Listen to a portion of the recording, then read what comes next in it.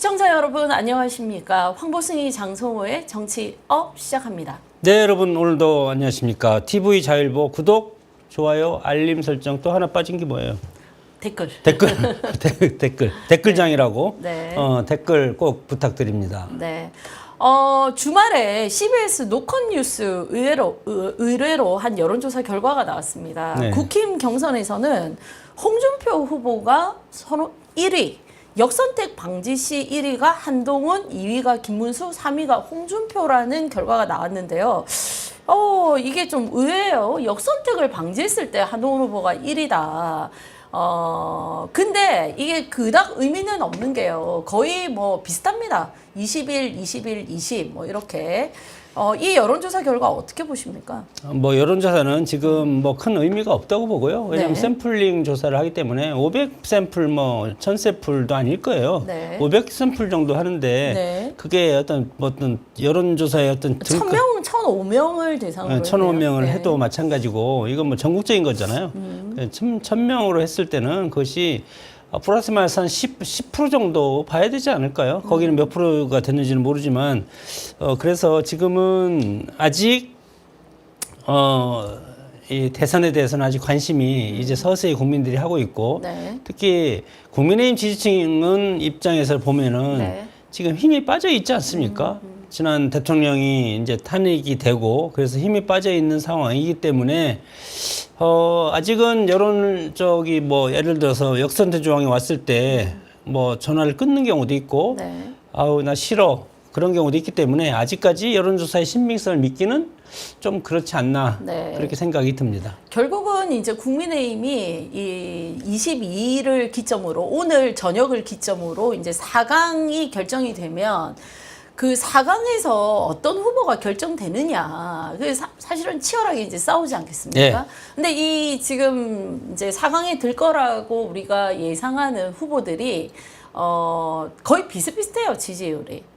거의 비슷비슷해요. 이제 어제도 얘기했지만 이제 한덕수 후보가 지금 여론조사에 같이 들어가 있지 않아요. 네. 그러니까 이 한덕수 후보를 지지하는 사람이 국민의힘에서는 한덕수가 빠져 있잖아요. 네. 그렇기 때문에 이 한덕수를 지지하는 사람이 누구를 지지하느냐에 따라서 엄청나게 크게 출렁거릴 가능성이 큽니다. 네. 그래서 그것은 뚜껑을 열어봐야 되겠지만 한덕수 대통령 권한대행과 누가 겹친다고 생각을 하세요? 김문수 후보가 제일 김문수 겹치겠죠? 후보가 겹치기 때문에 네. 그러면 실제적으로 국민의힘 경선에서는 만약에 비슷하다면 김문수 후보, 한덕수 지지층이 김문수를 찍을 가능성이 상당히 큽니다. 네. 그래서 그리고 또 지금 그러니까 사실은 비슷비슷한데 뭐 역선택 방지 조항을 넣으면 21대 21대 20 뭐 방지 조항을 빼면 19, 19, 19 뭐 이렇게 나와요. 그렇죠. 근데 이제 한덕수 총리 표가 안 들어가고 어떤 후보에게 간다면은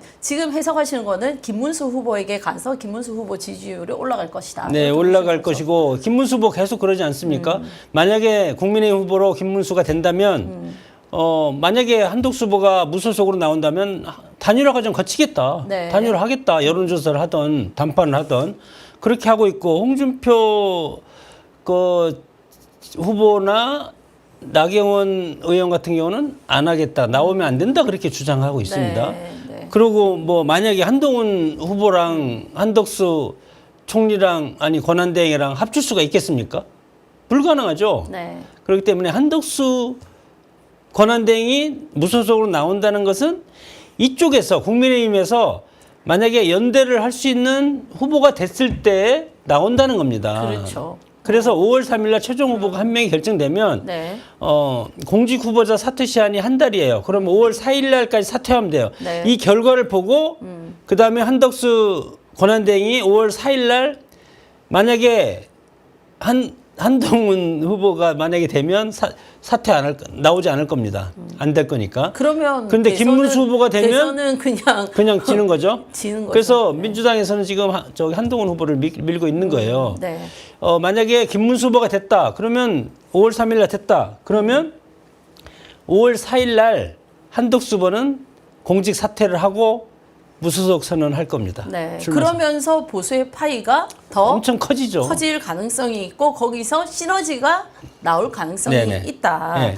지금 무소속 출마 후 국민의힘 후보 단일화 시나리오가 언급되면서 한권한 대행을 이제 여론조사에 넣어가지고 여론조사를 해보면 한권한 대행이 10%, 홍준표 9%, 김문수 8.2%, 한동훈 8.1%. 다 비슷비슷해요, 지금. 그러니까 지금 언급되는 4강에 들 거라는 홍준표, 김문수, 한동훈 후보는 다 비슷비슷합니다. 네. 그리고 이제 밖에 있는 후보 중에 이준석 후보가 4.7%, 나경원 후보가 3.3, 안철수 2.4, 뭐 이런 순이거든요.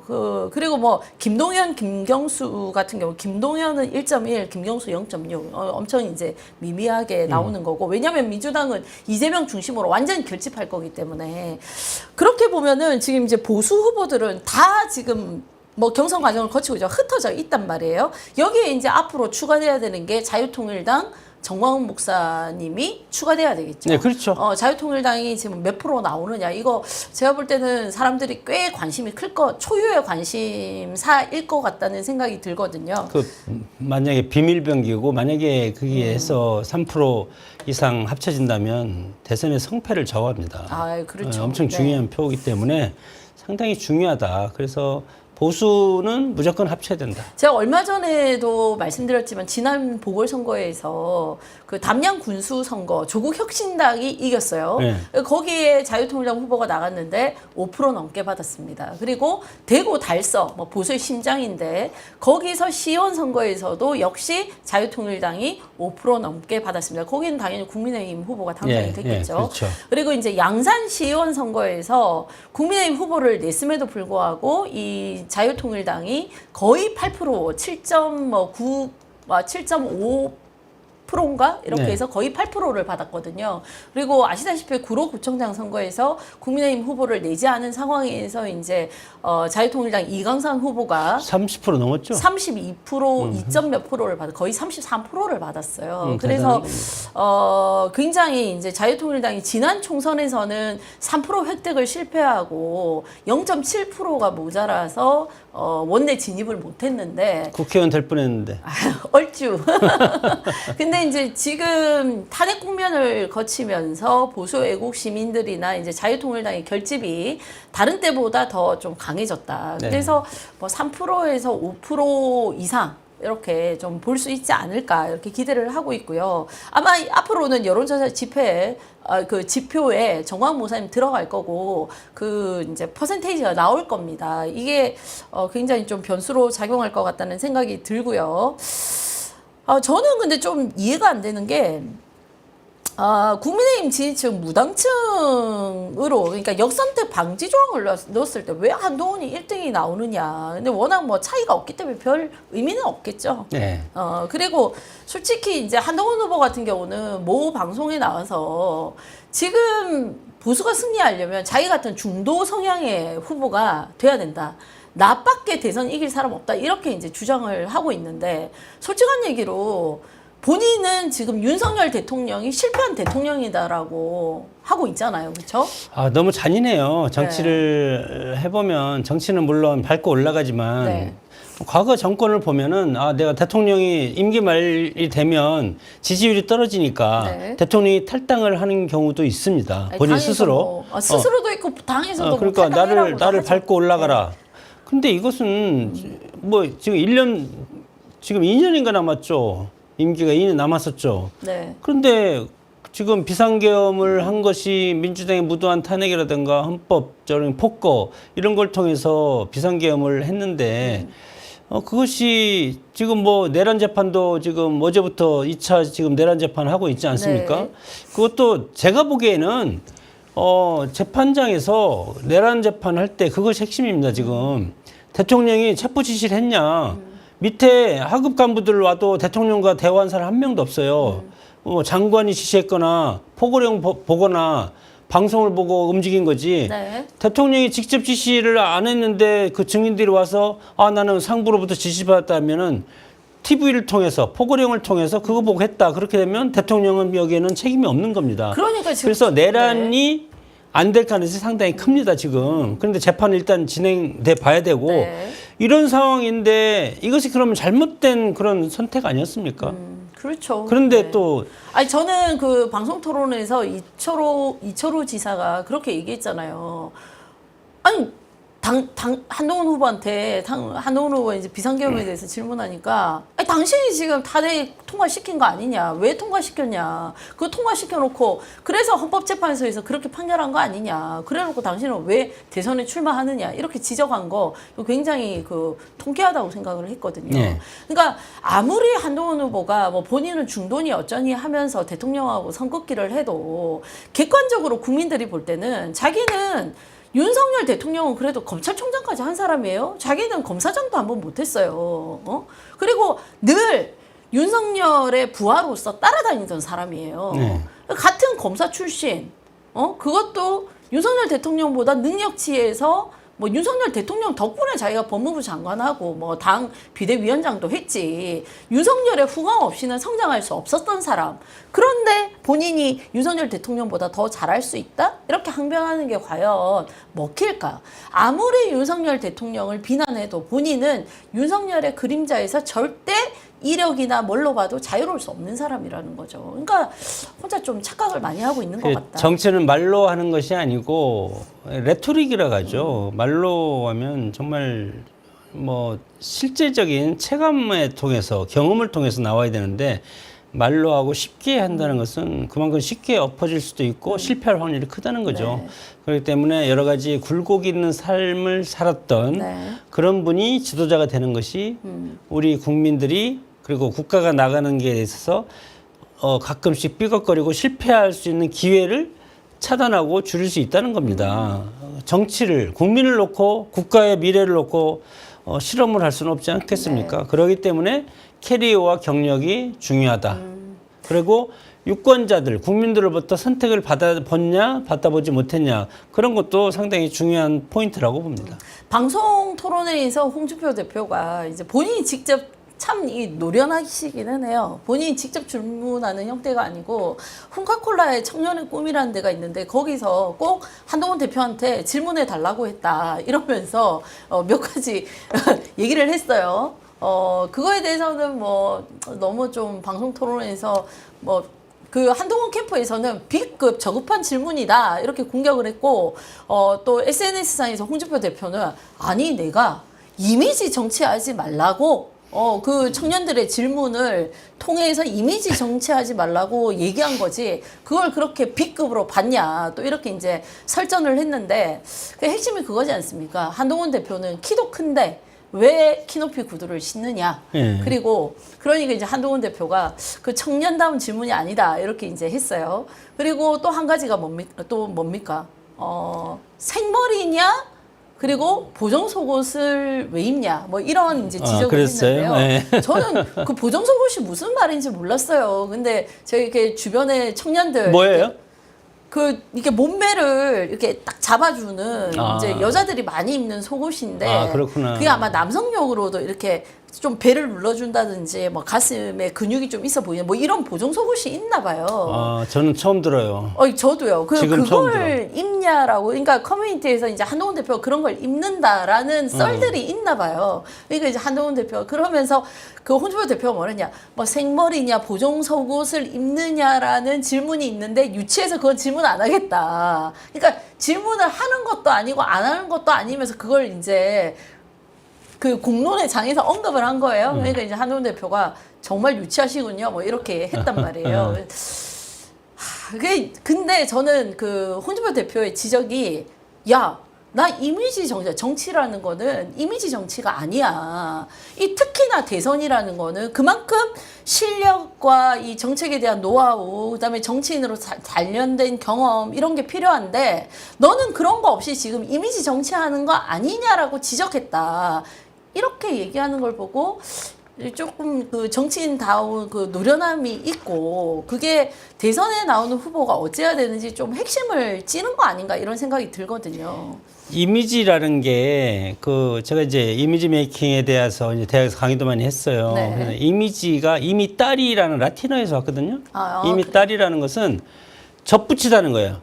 본질을 훼손하면 안 되는 거예요. 네, 네. 우리가 성형수술 하잖아요. 눈꺼풀, 쌍꺼풀 수술하고, 뭐, 얼굴 막 이렇게 뜯어 고치고 막 그런 네. 표현을 하는데, 이 이미지라는 것은 앰비규어스, 이미지 메이킹을 했는지 안 했는지, 이것을 화장을 했는지 안 했는지, 쌍꺼풀을 했는지 안 했는지, 그렇게 약간 터치하는 것이 이미지 효과의 최고지. 어떤 사람 뭐 방학 지나고 왔는데 계약해서 왔는데 전혀 몰라봐요. 그러면 이미지 전략이 실패한 겁니다. 그것이 이미지 메이킹의 전략이거든요. 그래서 이 이미지가 현대 사회에서는 상당히 중요한 것이 이 매체, 매스 미디어를 통해서 하잖아요. SNS라든가. 그러면 클로즈업에서 땡긴단 말이에요. 얼굴 같은 걸. 그래서 통상 보면 막 눈썹 수술도 하고 뭐 이게 볼터치도 하고 많이 하거든요. 네. 그렇게 하는 것은 SNS 시대하고 이게 아주 밀착한 그런 관계에서 이미지 메이킹은 상당히 중요한데 네. 그것이 이제 뭐 좀 이제 과도하고 그러면 이제 특히 이제 유명세를 타면 그거에 대해서 추적을 다 하지 않습니까? 네. 구체적으로 이렇게 쫙 확대를 해가지고 그 부분을 본단 말이에요.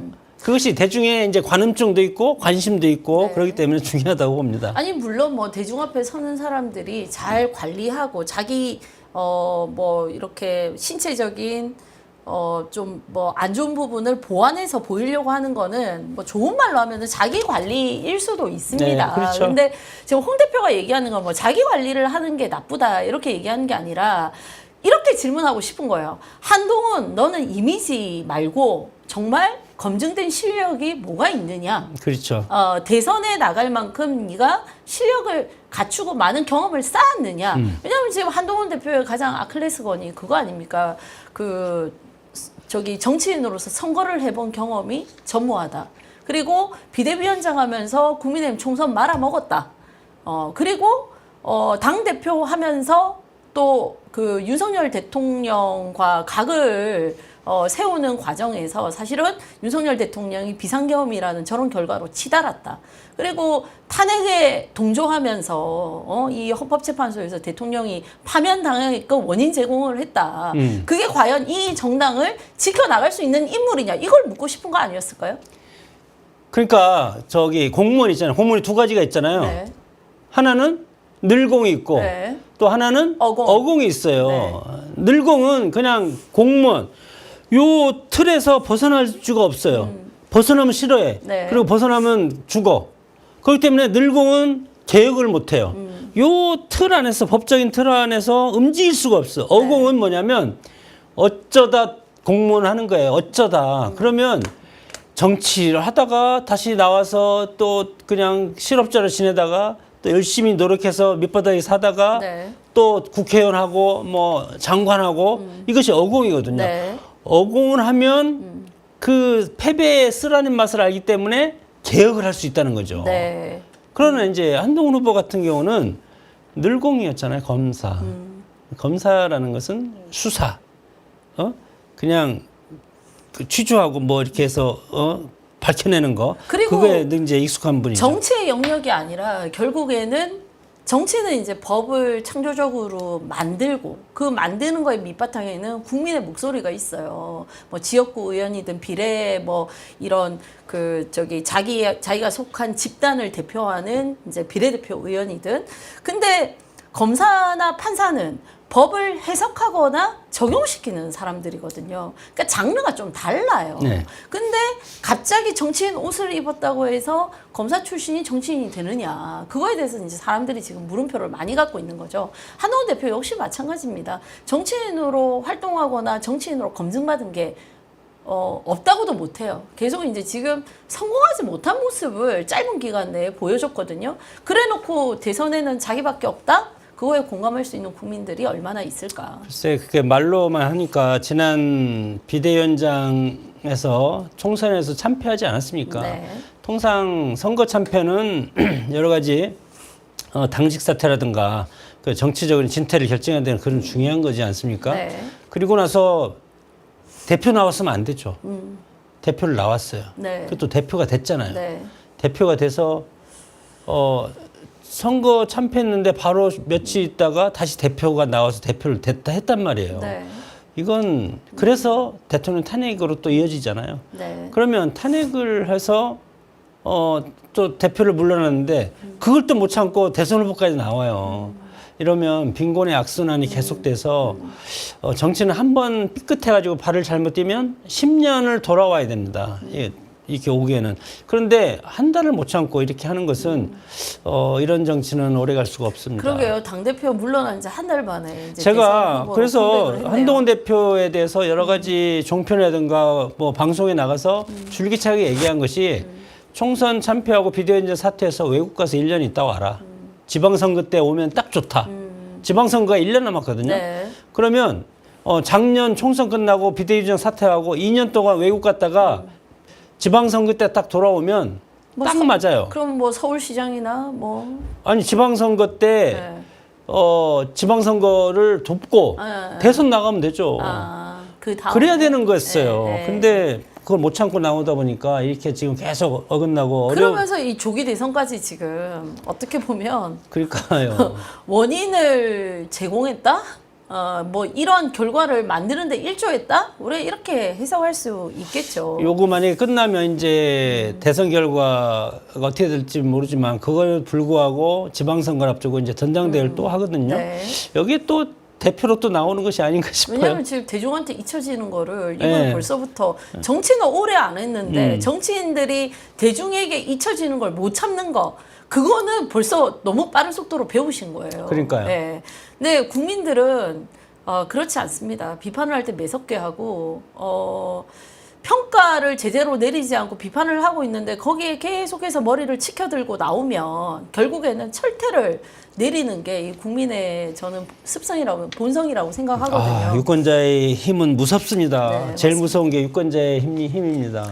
자, 근데 우리가 좀 봐야 될 것은 어쨌든 뭐 국민의힘 당원들이 압도적으로 그 당시에 지지를 해서 한동훈 대표가 나올 타이밍도 아니었는데 나와서 거의 70% 가까이 지지를 받고 당대표가 됐어요. 네. 그 관성이 저는 아직까지 좀 있는 것 같아요. 네. 국민들은, 당원들도 지켜보고 있어요. 왜냐면 지금 한동훈, 홍준표, 김문수 후보가 거의 지분이 비슷비슷합니다. 네. 뭐 어디는 20%였다가 어디는 13%였다가 비슷비슷하거든요. 그거는 당원들도 이 국민적인 여론을 듣고 있는 거예요. 듣고 있는 거. 근데 큰 틀에서 보면은 탄핵을 주도했던 한동훈 세력 반대, 홍준표, 김문수, 나경원의 표를 모아보면 당원들 내에서도 균형점은 저쪽에 가 있는 거예요. 잘못됐다라고 생각하고 있는 거예요. 그거를 저희가 염두에 둬야 되고, 근데 이제 개별 선거를 하기 때문에 비슷하게 나오는데 여기서 국민적 여론이 어떠냐를 당원들도 보고 있기 때문에 어떻게 보면 이 외곽에 있는 보수 애국 시민들이 더 옳은 목소리를 내어줘야 된다. 그래서 국민의힘 당원들도 좀 각성을 하도록 만들어줘야 된다. 이런 생각이 저는 좀 들거든요. 네. 네. 지금 뭐 사실은 각 후보들이 공약도 좋은 걸 많이 내고는 있습니다. 저희가 앞으로 그거는 또 이제 4강전에 들면 네, 더 그렇죠. 치열하게 그때 해야 경쟁하기 될것 때문에 같아요. 하나하나 짚을 것이고요. 저는 홍준표 후보가 이게 이제 공중파에 잘 안 나와요. 근데 네. 이재명 후보를 향해서 양아치라고 평가를 했어요. 그건 이제 홍카콜라의 장점이죠. 네. 시원해요, 일단. 그리고 이제 본인이 명태균 의혹에 대해서 공격을 받을 때마다 받아치는 게 있어야 네 가지 질문해야 한다. 이거 수첩에 적어가지고 늘 읽으시더라고요. 네. 차마 제가 이거 야. 말로 옮겨야 되나? 아니, 옮기지 마세요. 일단 이제 형수에 대해서 참 이게 진짜 할 수 없는 욕을 했잖아요. 네. 그걸 이제 홍준표 대표 스타일대로 형수는 왜 찢으려고 했느냐. 그다음 여배우 농락하고 왜 무상 연애했느냐.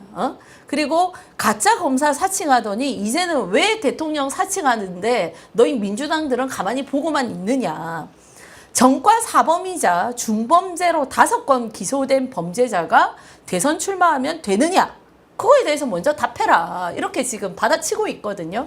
근데 그거에 대해서는 많은 국민들이 와, 내가 하고 싶었던 질문을 시원하게 하네. 이렇게 생각하시는 분들이 있을 것 같다는 생각이 들고, 어쨌든 뭐 저희가 국민의힘도 경선을 이제 끝내야 되고, 네. 보수의 다른 후보들도 다른 정당에서 각각 이제 후보를 내서 반 이재명 연대를 구축할 텐데, 그때 정말 좀 시원하게 이재명 대표를 공격하는 목소리가 나왔으면 좋겠다. 전곡을 꼭꼭 찌르는 목소리가 나왔으면 네, 좋겠다. 그런 그, 생각은 합니다. 예, 당에서도 뭐 상당히 할 거고 네. 그리고 언론 시민단체에서도 많이 하지 않겠습니까? 유튜브에서 특히 이제 많은 파일들도 돌고 요런 유형의 것들은 유튜브를 통해서 뭐 상당히 많은 공격을 이제 앞으로 시작을 할 겁니다. 네.